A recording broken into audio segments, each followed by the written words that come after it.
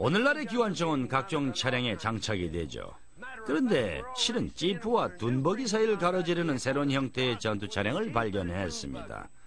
플라이어 21이라는 건데요.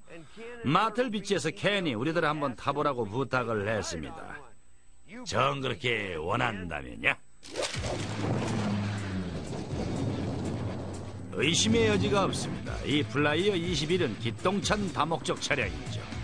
어떤 지형이라도 끌고 다닐 수 있고 다른 차량은 꿈도 못 꿀 험한 곳에도 갈 수 있습니다.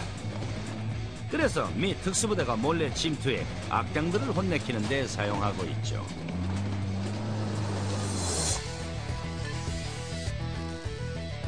플라이어는 캘리포니아 잉글우드에서 플라이어 테크놀리지와 마빈 그룹이 생산을 하고 있습니다. 이건 오데드 네츠시탄의 창작물이죠. 오데드는 이스라엘군의 차량 디자인을 도왔던 사람입니다.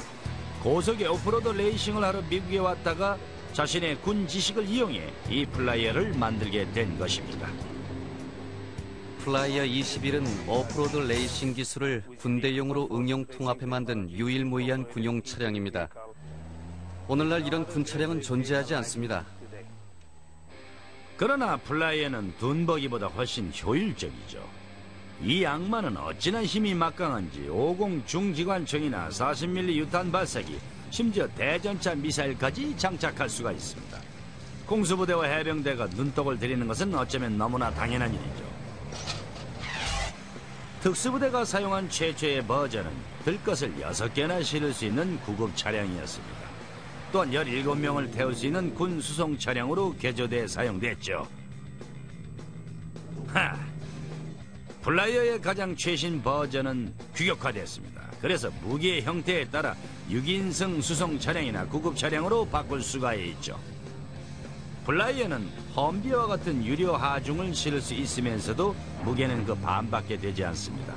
그래서 특수부대의 사용이 급증하고 있죠. 특히 공수부대와 해병에겐 적응성이 많이 어필했습니다. 게다가 플라이어는 헬리콥터 안에도 들어갈 수가 있죠. 이는 긴급 타격 부대가 가장 선호하는 이송 형태이기도 합니다. 그리고 가장 멋진 특징 중에 하나는 플라이어 위에 또 다른 플라이어를 쌓을 수 있다는 것이죠.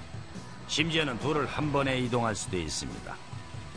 퇴적이 가능해 수송기들은 험비보다 2~3배 이상 플라이어를 실어 나를 수가 있죠. 놀라운 이동성과 쉬운 수송 기능 외에도 플라이어가 성공한 또 다른 비밀은 파이프식 골격이죠. 그래서 무게가 가벼울 뿐더러 튼튼하고 내구성이 강합니다. 또한 중복성이 뛰어나 고장이 나도 원활히 작동할 수 있습니다. 각 차량의 코너마다 3가지 스프링 시스템이 돼 있죠. 그래서 하나가 잘못되면, 그러니까 한 시스템이 고장나면 2번째 시스템이 가동하고 그것도 고장나면 3번째 게 가동을 하죠. 군 장비로서 아주 중요한 기능입니다. 혹시 두꺼운 타이어를 보고 적의 총격에 의해 펑크가 나면 어쩔까 생각을 하신다면 다시 생각해보세요. 타이어 압력이 낮아서 총탄에 구멍이 나도 안전하게 달릴 수가 있습니다. 심지어 앞바퀴 중에 하나가 완전히 터져나가버려도 3개의 바퀴로만 달릴 수가 있죠. 엔진이 뒤에 장착되어 있기 때문입니다. 그래서 앞 타이어의 부담을 덜고 프론트 엔드를 줄여 운전자의 시야를 넓혀주죠. 플라이어는 차체의 중심이 낮지만 최저 지상고는 40cm나 돼 대부분의 군 차량의 2배에 달합니다. 이런 지형에선 확실히 최저 지상고가 높아야겠죠? 현재 수준으로는 하루에 한 대꼴로 생산이 됩니다. 그러나 내가 한번 타고서 몰고 나면 훨씬 더 많이 생산하게 될 겁니다. 야호!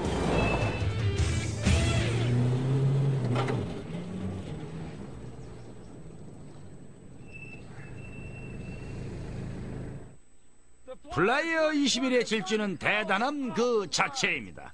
그러나 걱정 말아라 나의 집차야. 넌 나의 유일한 벗이니까 해마야. 오늘날의 기관총은 각종 차량에 장착이 되죠. 그런데 실은 지프와 둔버기 사이를 가로지르는 새로운 형태의 전투 차량을 발견했습니다. 플라이어 21이라는 건데요.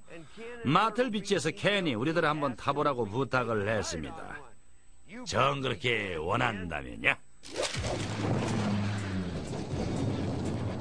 의심의 여지가 없습니다. 이 플라이어 21은 기똥찬 다목적 차량이죠. 어떤 지형이라도 끌고 다닐 수 있고 다른 차량은 꿈도 못 꿀 험한 곳에도 갈 수 있습니다. 그래서 미 특수부대가 몰래 침투해 악당들을 혼내키는 데 사용하고 있죠. 튼튼하고 내구성이 강합니다. 또한 중복성이 뛰어나 고장이 나도 원활히 작동할 수 있습니다. 각 차량의 코너마다 3가지 스프링 시스템이 돼 있죠. 그래서 하나가 잘못되면, 그러니까 한 시스템이 고장나면 두 번째 시스템이 가동하고 그것도 고장나면 세 번째 게 가동을 하죠. 군 장비로서 아주 중요한 기능입니다. 혹시 두꺼운 타이어를 보고 적의 총격에 의해 펑크가 나면 어쩔까 생각을 하신다면 다시 생각해보세요. 타이어 압력이 낮아서 총탄에 구멍이 나도 안전하게 달릴 수가 있습니다. 악마는 어찌나 힘이 막강한지 50 중기관총이나 40mm 유탄 발사기, 심지어 대전차 미사일까지 장착할 수가 있습니다. 공수부대와 해병대가 눈독을 들이는 것은 어쩌면 너무나 당연한 일이죠. 특수부대가 사용한 최초의 버전은 들것을 6개나 실을 수 있는 구급 차량이었습니다. 또한 17명을 태울 수 있는 군 수송 차량으로 개조돼 사용됐죠. 플라이어의 가장 최신 버전은 규격화됐습니다. 그래서 무기의 형태에 따라 6인승 수송 차량이나 구급 차량으로 바꿀 수가 있죠. 플라이어는 험비와 같은 유료 하중을 실을 수 있으면서도 무게는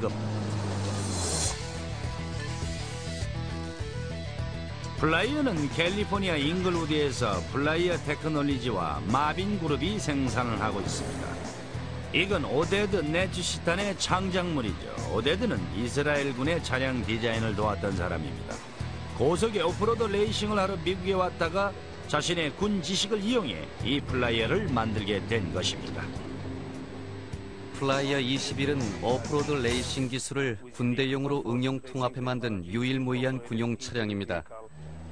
오늘날 이런 군 차량은 존재하지 않습니다. 그러나 플라이어는 둔버기보다 훨씬 효율적이죠. 이 양 반밖에 되지 않습니다. 그래서 특수부대의 사용이 급증하고 있죠. 특히 공수부대와 해병에겐 적응성이 많이 어필했습니다. 게다가 플라이어는 헬리콥터 안에도 들어갈 수가 있죠. 이는 긴급 타격 부대가 가장 선호하는 이송 형태이기도 합니다. 그리고 가장 멋진 특징 중에 하나는 플라이어 위에 또 다른 플라이어를 쌓을 수 있다는 것이죠. 심지어는 둘을 한 번에 이동할 수도 있습니다. 퇴적이 가능해 수송기들은 험비보다 2~3배 이상 플라이어를 실어 나를 수가 있죠. 놀라운 이동성과 쉬운 수송 기능 외에도 플라이어가 성공한 또 다른 비밀은 파이프식 골격이죠. 그래서 무게가 가벼울 뿐더러